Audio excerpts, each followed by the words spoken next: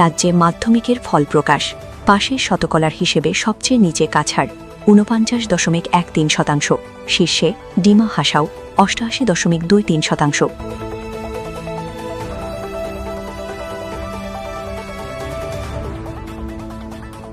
রাজ্যে মাধ্যমিক পরীক্ষার ফলাফল প্রকাশিত হয়েছে শুক্রবার অর্থাৎ ১০ এপ্রিল, আর সেই ফলাফল ঘিরে সামনে এসেছে জেলাভিত্তিক পাশের হারের চিত্র। এবারের ফলাফলে পাশের শতকরার হারের হিসেবে সবচেয়ে পিছিয়ে রয়েছে কাছাড় জেলা। এখানে মোট পাশের হার দাঁড়িয়েছে মাত্র ৪৯.13%, যা রাজ্যের মধ্যে সর্বনিম্ন।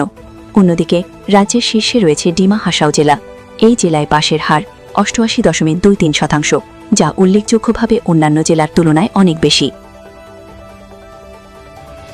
ডিমা হাসাওয়ের এই সাফল্য শিক্ষার মান ও ছাত্রছাত্রীদের পরিশ্রমের প্রতিফলন বলেই মনে করা হচ্ছে।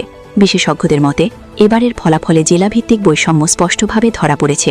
কিছু জেলায় শিক্ষার পরিকাঠামো ও সুযোগ সুবিধার ঘাটতি থাকায় পাশের হার কমেছে বলে অনুমান করা হচ্ছে। বিশেষ করে কাছাড় জেলার ফলাফল নিয়ে উদ্বেগ প্রকাশ করেছেন শিক্ষাবিদরা।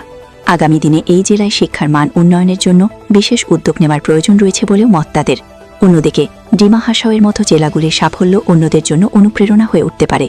সামগ্রিকভাবে রাজ্যের ফলাফল মিশ্র হলেও কোথাও সাফল্যের হাসি, কোথাও আবার চিন্তার ভাঁজ, এমনই চিত্র উঠে এসেছে এবারের মাধ্যমিকের ফলাফলে।